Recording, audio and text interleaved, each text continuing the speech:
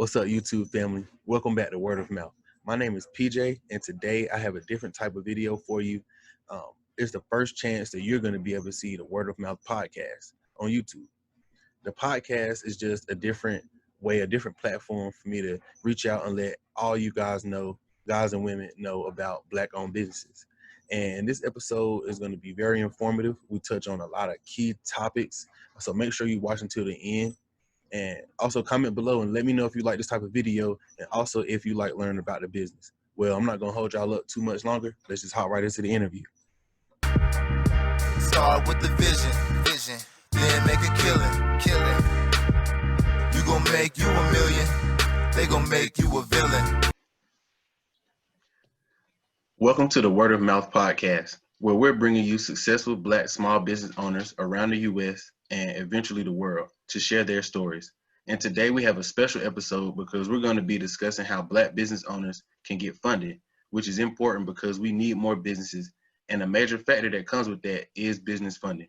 Today, I'll be interviewing Cherie Ward and Tawana Rivers of the 10K Project, a new crowdfunding platform that will allow everyday individuals to invest in a Black-owned business for as little as $100. Thank you for being on the show. Thanks, Philip. Thank you for having us. No problem. So I looked on your website and I saw that you have a lot of people that have a lot of experience in various aspects of business and like business functionality. So how did you like put this super team together? So I'll start with that. So a couple of years ago, the co-founders and I got together in order to start another group around technology. And we had been meeting for 2 years on a weekly basis. We, started businesses together, and we had a great team. And during those 2 years, I was saying to our entire community, which has about 150 people in it, I was saying, if 10,000 of us got together, we put in $100 each, that's $1 million. We could start funding our own businesses. Yeah. And after about the 50th time that I said that, in a meeting, Tawana says, well, when are you going to do something with that idea? And I said, there's no way I could do it by myself. And the other co-founders said, you know what, we got you. We've been working together for a long time. Let's do this. So we came together, we put our resources together. We reached out to other people in the community that could help us with marketing and publicity and technology and operations, legal, all of that. And, that's how we pulled together this team. Everyone was on board. We just said, a few sentences and people got it. And they also have a love for the community and a love for building Black wealth. And that is what we're all about. Okay. Cool. So you would say that you're very involved in the Black community, and is that what kind of sparked the idea as far as your observation of lack of business funding? No, actually, I have a background as a business plan writer. I was a business plan writer for a decade, and I worked with every ethnicity of entrepreneur, every type of business from technology to restaurants and everything in between. And what I began to notice in that time was whenever someone came to me and they said, I need a business plan because I want to raise money, I would always ask, well, once we write this business plan, who are you going to present it to? And people from other ethnicities would usually say, I've got an uncle, I've got an aunt, I've got a frat brother, I know this venture capitalist over here. People in our community would usually say, I don't have anybody. Or I'm going to some massive major bank to ask for $25,000. And, massive banks like that don't really like to fund small amounts. So, and I began to notice the disconnect, and that really was what fueled this whole thing, because there were people that I saw, they had a lot of hustle, a lot, they grinded, they tried. It wasn't lack of hard work. It wasn't lack of a great innovative idea either. So it would have some of the best ideas, but they just couldn't put the funding together in order to really make things go. And we continuously hear about lack of capital, being the number one issue within Black businesses. And, I really just wanted to help in terms of that. I feel like that's my little piece of helping the Black community and helping build Black legacy. So. Yeah, that's so true. I was telling Tawana that, I had seen a tweet the other day where there's this young lady talking about how she had went and got like she was trying to get a loan for her house, and the loan officer asked her like, "Oh, you don't have anybody that can just gift you, X amount of money for the loan or whatever?" Yes. And not that common in our community for that to happen. So yeah, I definitely understand where you're coming from. Yeah, we have to be each other's aunties and uncles. Yeah. But that's the whole point. So Tawana brings up a good point, is how can we do that in a way that is affordable for the everyday person? And when we all got together, the 5 of us got together and we sat down and we talked about it, we asked, how could we do something like this? And the Jobs Act of 2012 allows for that. So it allows us, so signed by President Obama, the legislation took until 2016 to get ironed out, but it allowed us to create something called an equity crowdfunding platform. Now, what is crowdfunding? It's very simple. It's a lot of people getting together, putting in small amounts of money. So I always talk about the Black Baptist Church. If anyone was raised in the church, building fund is like the big thing. So pastor gets up, says, hey, we need a new roof. We need $10,000, special offering plate. The members put in their little, little bits of money, and then the roof is paid for. Well, this is the same thing, except instead of you just gifting money to a business, you get equity or ownership of those businesses that you're putting money into. And you can do it in a way that's affordable. It's $100. So other crowdfunding platforms out there will say, the entrepreneurs will say, you have to put in $1,000 or $700 or even $500 to be a part of this capital raise. Mm-hmm. We've decided for our community, we want to make it affordable for as many people as possible. So with us, it's $100 is the minimum for every entrepreneur on our platform. Every investor on our platform to put into a business. That doesn't mean you can't put in more, because we do have people ask us that.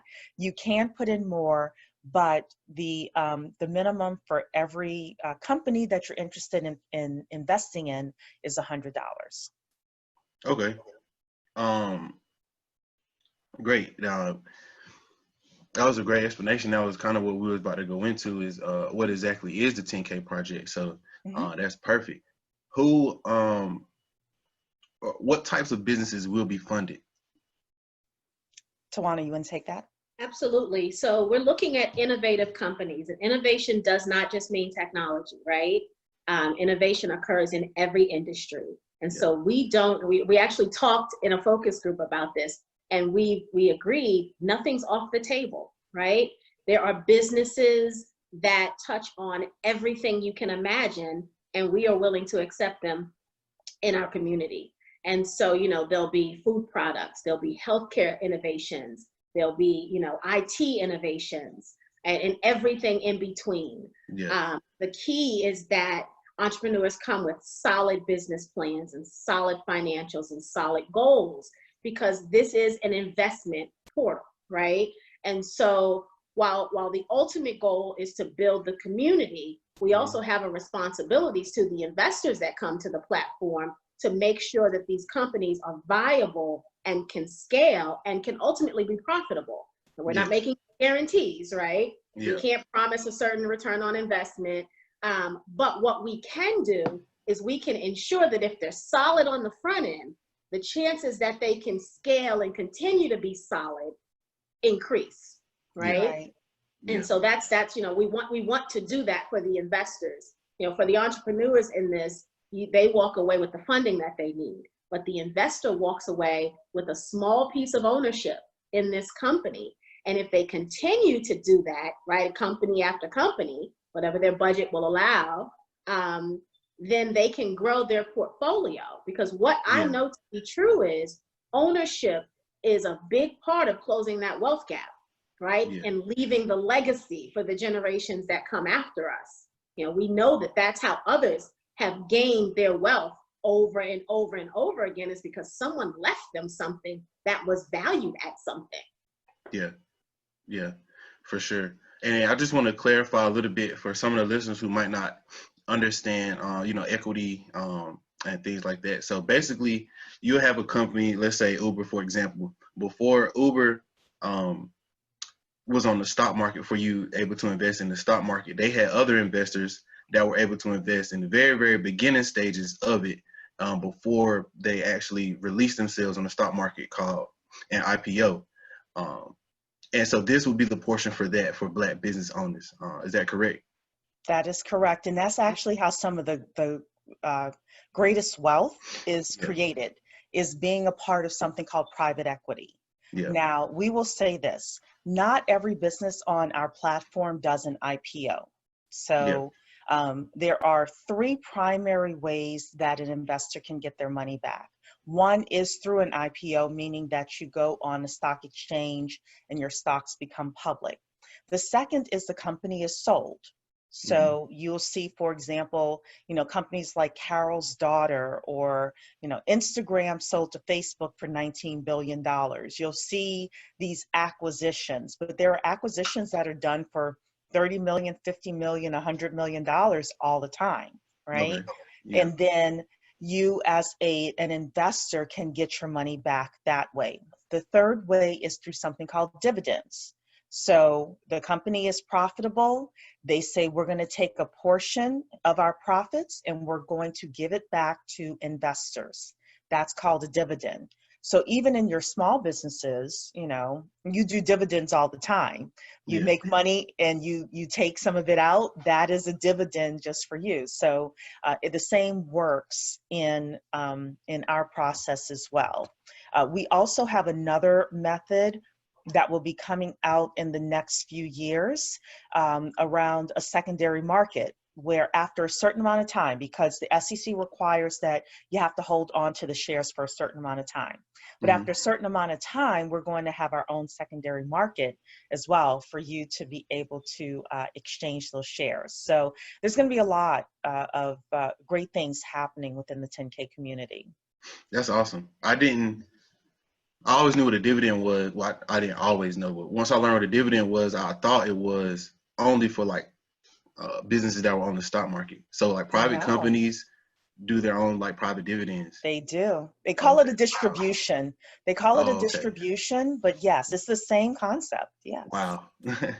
That's crazy. I didn't even know that, but that's totally dope. So when we say pitches, is it, how the pitches be?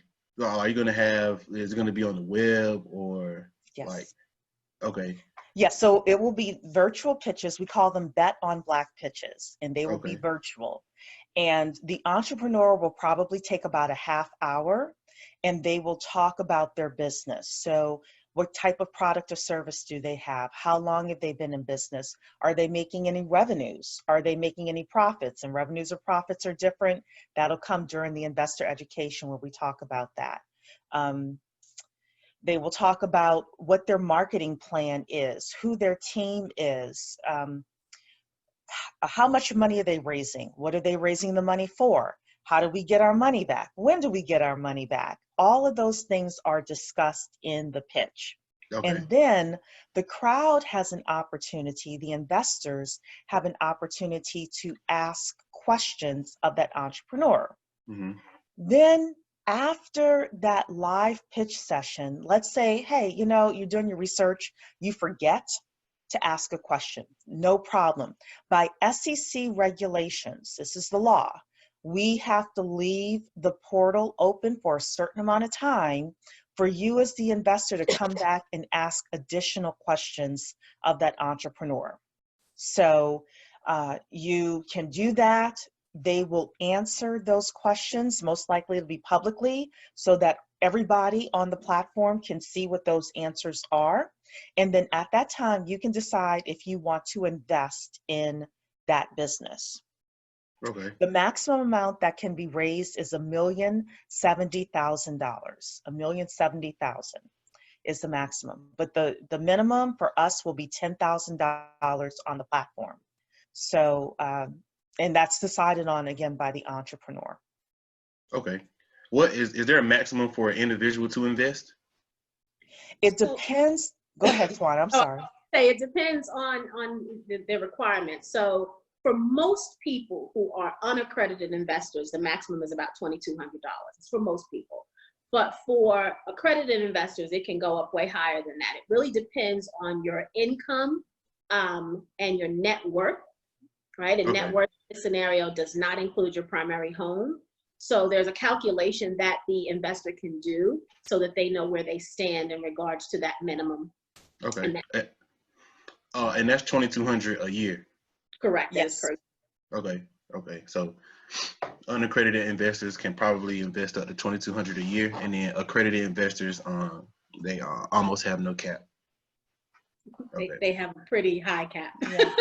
Okay. Cool. So, how many businesses do you plan on being funded each year once it's up and running? So we're going to start with one a week because we really want to do this right. We really want the community to focus on one business a week. However, I have no doubt in my mind that within 2 years, we're going to have 1 million investors as part of this community. The more investors we have, the more businesses we're able to fund, because we have an internal calculation of how many businesses we're able to fund based on the number of active members we have within the community. So, I would love to see us be able to do several a week. And again, for each investor, you're coming up with something called a portfolio. So your portfolio will have different industries in it. It'll have different businesses based on where they are in their life cycles. Some businesses will come on and they would have been around for 20 years. Other businesses will come on and they're just a little bit shy of being an idea on a napkin, and everything in between. So you will, again, within the investor education, one of the things we're going to talk about are the best practices of you pulling together your portfolio. But then based on that, you can decide how many businesses you want to fund on an annual basis. Okay. So I'd like to talk a little bit more about the investor education. We touched on it a little bit, but it is a big component of what we're offering. We know that if we're trying to build generational wealth, we have to couple that with education so that, one, the investor that is now gaining access to these assets, they know what to do with them, right? They know how to keep them secure. They know what decisions to make to build the portfolio that Cherie just talked about. And then for the entrepreneur, there's going to be training around how do they, what do they do after the raise, right? So they raise the amount they're looking for, and maybe they exceed that. Maybe they were only looking for $35,000, but the community rallied behind and they really believed in the idea, and they raised the whole $1,070,000. What do they do now that they've got $1 million in the bank, right? And so how do they manage that? How do they budget? How do they prioritize what to do first in the business to help grow and scale the business?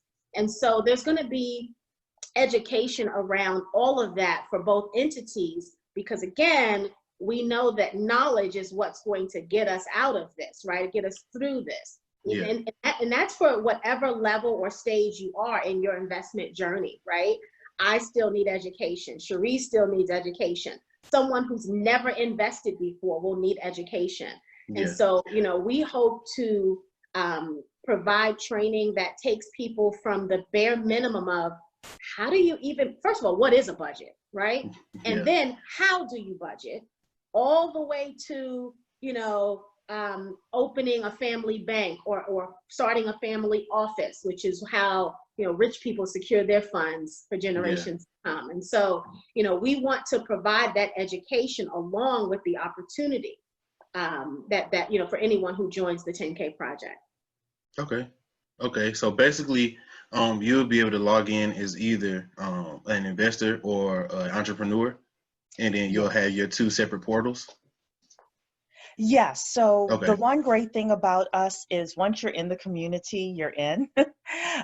So investors will have access to the entrepreneur, well, some of the entrepreneur training, let me say that. And Okay. then entrepreneurs will also have access to the investor training, because one of the things that I personally believe is entrepreneurs should know how the investors on our platform are being trained and how they think about investing, so that when they are putting their businesses together, putting their pitches together, they're answering the questions based on what the community is looking for.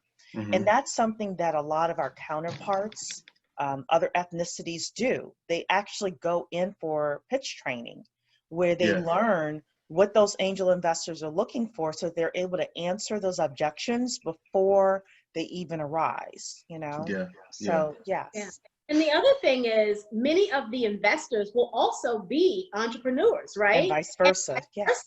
Right? Mhm. The entrepreneurs will see other pitches and say, man, I like that idea. I want to invest in that. So the community truly is that, the people coming together for the greater good, right? Helping each other, and then also helping themselves in these different areas. Yeah, that's that's awesome. Yeah, that's perfect, and exactly what we need.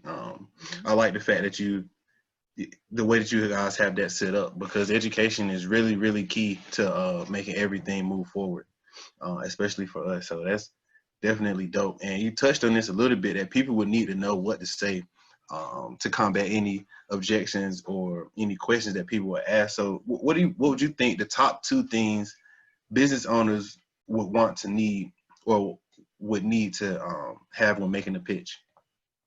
Oh, we haven't gotten that question before. So I'm going to go back to my business plan writing days and tell you that one thing is the team. Okay. Yes. So professional investors, people think that professional investors care about the idea the most, and that's not true. They care about the team. You can have a great idea, and if people don't believe that your team can execute the idea, if everyone is a visionary and you don't have anybody that is what we call a tactician, people who can make things go, then it's going to be very difficult for you to get funding. So I would say that that's the first thing. And then the second thing is, it's going to sound a little quirky, but belief. Do I believe this entrepreneur can do what they say they can do?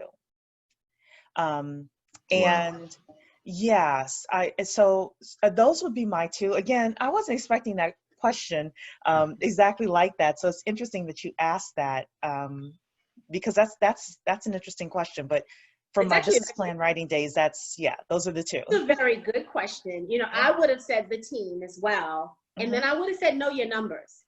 Okay. Know your numbers, right? Know those financials inside and out, because that's what people want to hear about. They want to know, how is this going to make money, right? Where is money being generated in this business? How is that going to be sustained, right? What's the growth model, the scalability model to it? You know, how does that cost affect the consumer if it's a business to B2C customer relationship? Or, you know, so I would want them to know those numbers, because the audience is going to ask whatever questions they want, right? It's not they're not going to be shielded, right? No one's going to be there saying, oh, you can't ask that. Every question is on the table, right? Because an investor should be able to ask whatever they want to determine where they're going to put their hard-earned money. And so for me, it would be a deal breaker if someone didn't know those numbers. Yeah, that makes so sense. I will also say, again, as a business plan writer, sometimes it's not the numbers as much as it is the assumptions behind the numbers. So if you have not been in business a long time, just having assumptions that make sense. Yeah. You know, so when someone says, well, where did you get that number from? Do you have an industry report that showed that? Or do you have something else, you know, that some other company is doing? Or at least if you are conservative in those estimates, then going back to what I was saying about belief, Yes. do I believe you can Right. do what you say Do it. you can do? So I think Yeah. we should do a top 3 between what Tawana said and what I said. Yeah, Agreed. because the know your numbers is right, but the numbers is, do I believe that those Yeah. numbers are accurate? Yeah. And do I believe that your team can execute on the idea? And do I believe, okay, so this is a great example. No one foresaw COVID-19 and George Floyd. No. No one foresaw that separately, much less together, right? Yeah. At the same time. Do I believe that your team is flexible enough to take advantage of, if it's an area to take advantage of Yeah. those opportunities, or to be able to shift so that you can survive? Or are you going to be a deer in headlights that doesn't know what to do because something happens? Now, the great thing about our community is we're used to shifting. We are. Like, We're Yeah. resistant. We'll shift. yes. So I'm a little less worried about that, but you will have people who will say, I wonder if this team can, shift left to right, or are they Yeah. going to be a deer in headlights if something happens? Because we all know that things happen, Yeah. Yeah. Yeah, definitely. Those are great points. So for a business owner, they would need to have a good team, to know their numbers, and to believe, or to bring belief from investors. hmm What would you say would be the top things that investors would need to maybe ask to a business owner during the pitch? I think about the team. Who's your team? And one of the best things that I could suggest to the entrepreneur is to bring their founders, with them. Everybody should be there so that the investors can feel comfortable with those individuals. They will ask about the numbers in terms of, what's your revenue model? How does this business make money? How do I get Um, from it? Yeah. and how do I get my capital back, and when do I expect to get my capital back Okay. are going to be huge things. And what are you going to do with the money as well? So I'll tell you, true story, business plan writer days, I was on the phone with a prospect, and I always ask people, how much are you raising and what are you going to do with the money? And this gentleman said to me, I'm going to live on it while I figure out how to make this business run. And it was like 500,000 that he wanted, something like that.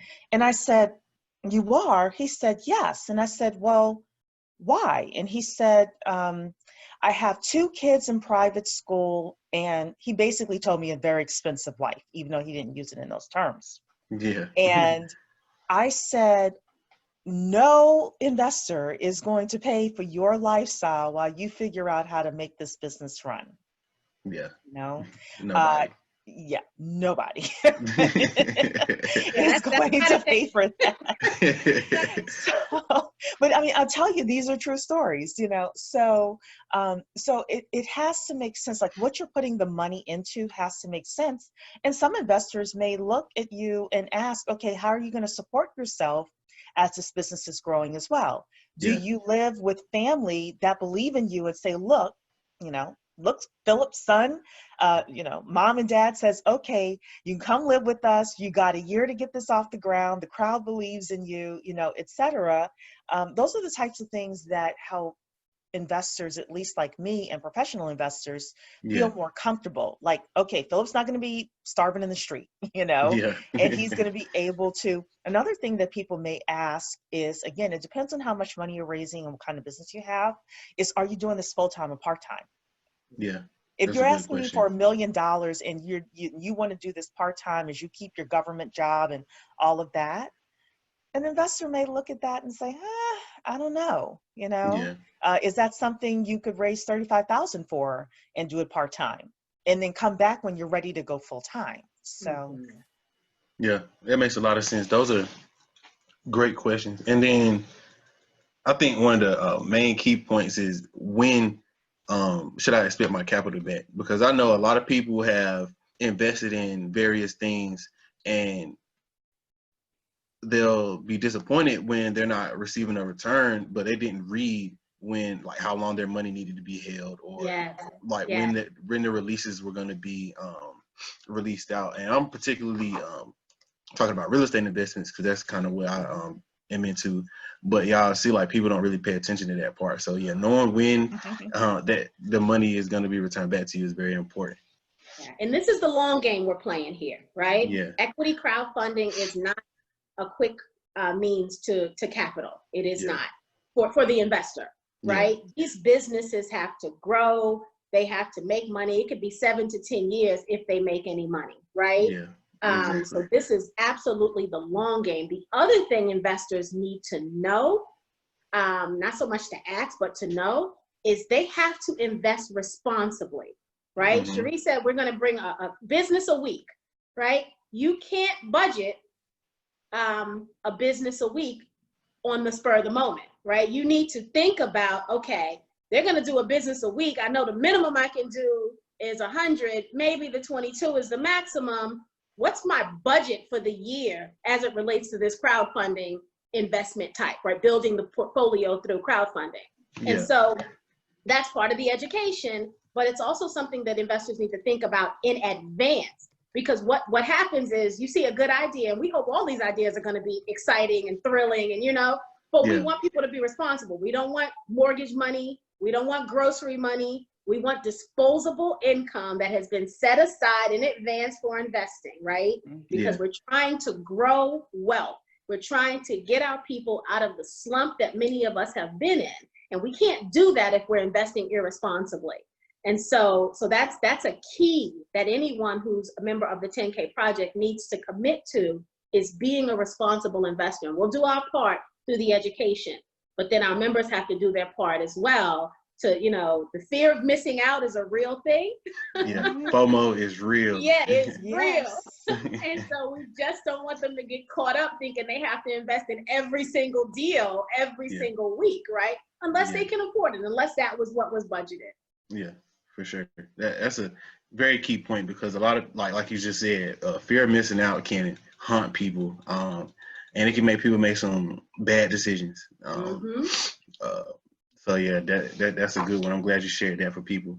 Yeah. So I want to, if you don't mind, I'd like to make another statement as well, and that is if you have kids. So there are a lot of people within the 10K Project that have children. This is also going to be family friendly, and we are going to encourage you to bring your kids to hear the Bet on Black pitches. Now, why would you want to do that? Because number one, it's going to introduce your kids to entrepreneurship. Number two, it's going to introduce your kids to opportunities, businesses, and industries that they've never even known existed.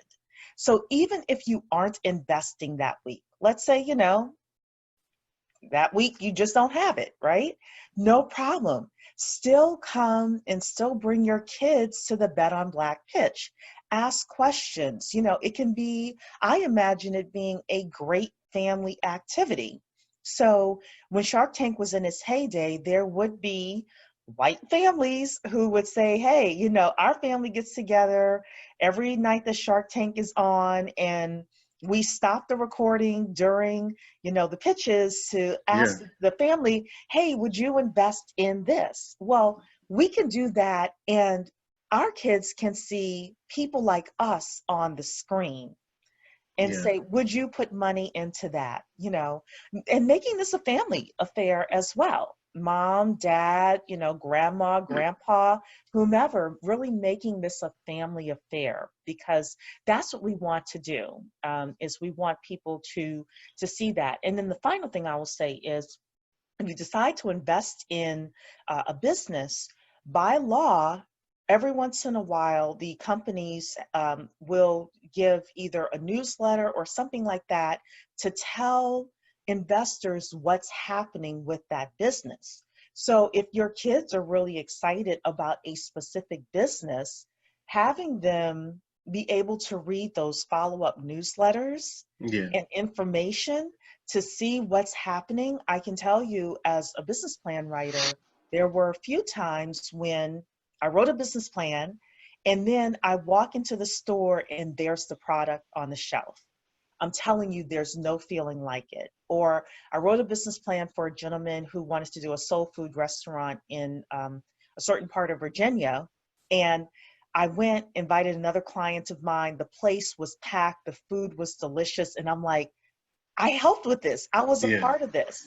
So Yeah. imagine how you feel when you see those things and you see them actually come to fruition or expand, the business, or you're reading about it and you're like, I was a part of that. I Yeah. invested in that. And then you're like, what happened? What happened with that?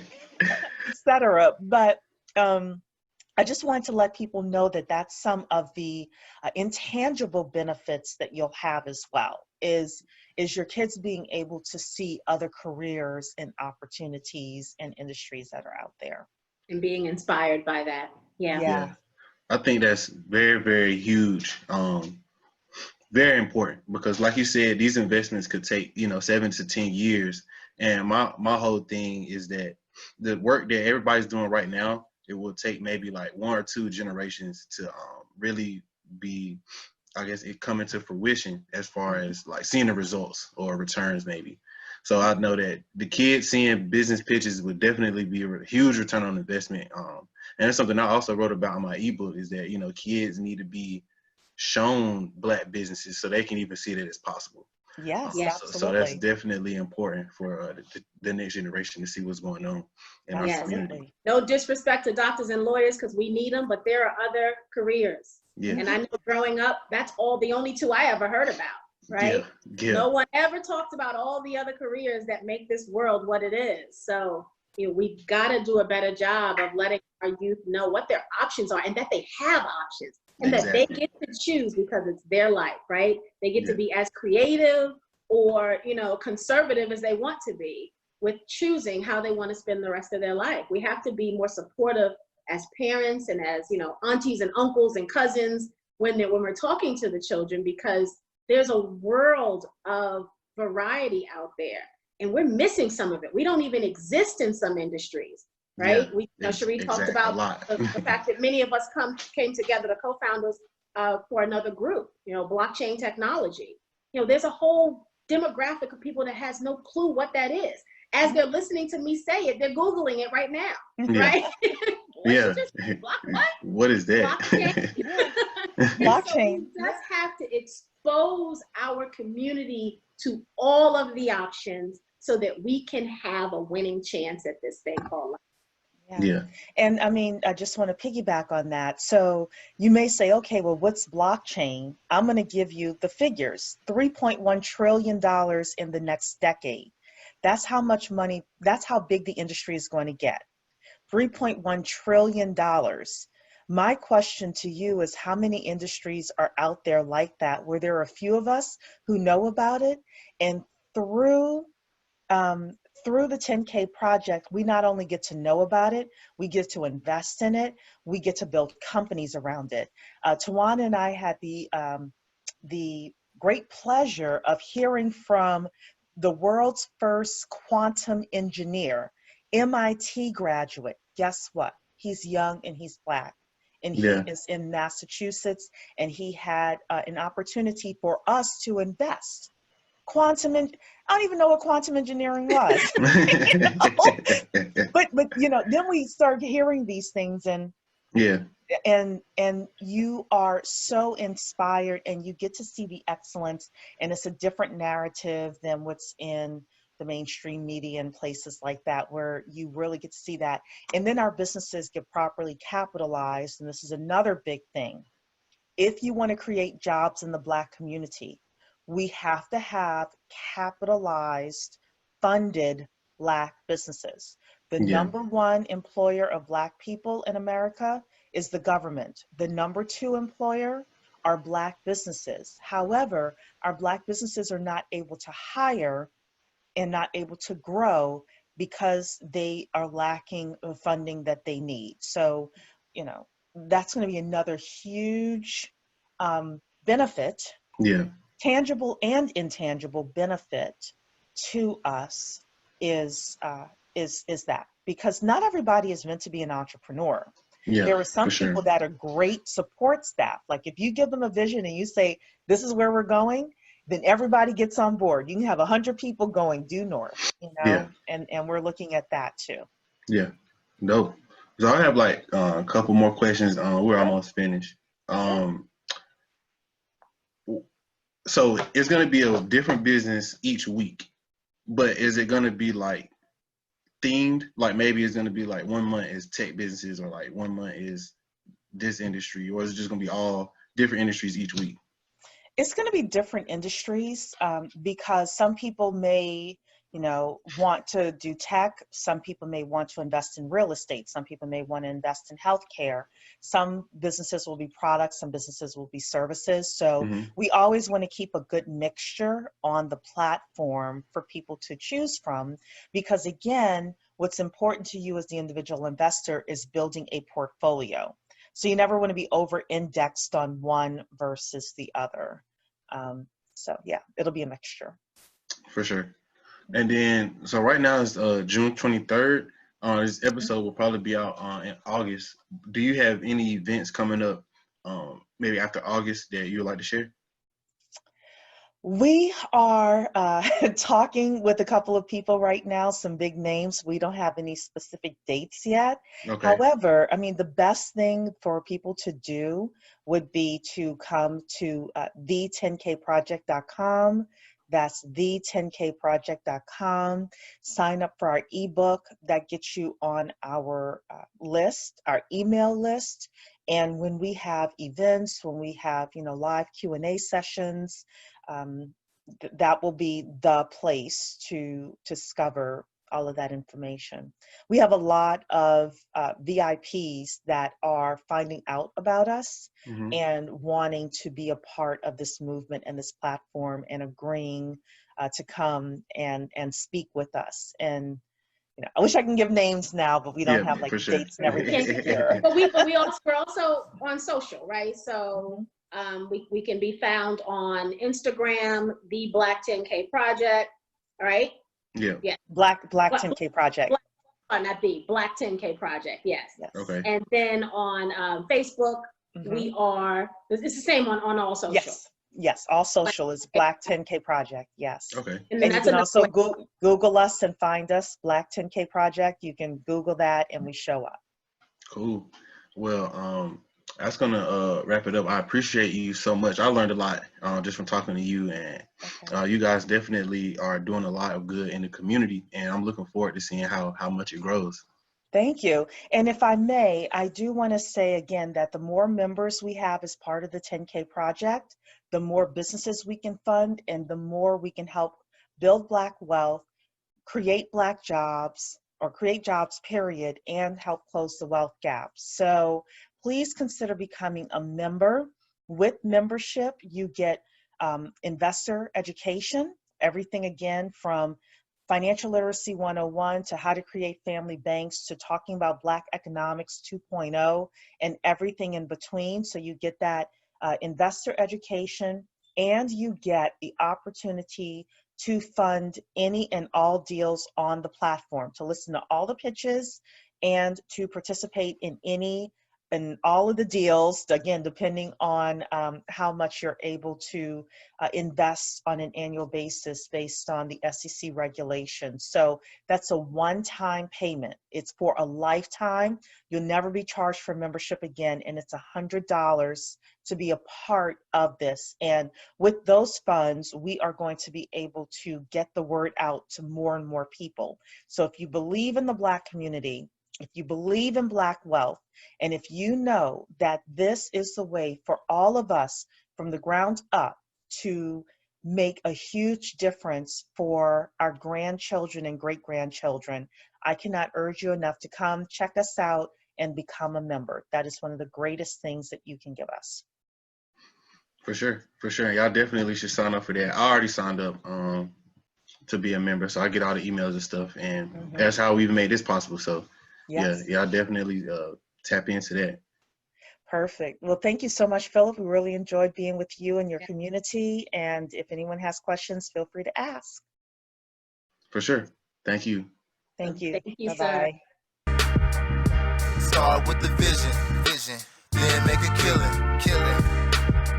You gon' make you a million, they gon' make you a villain.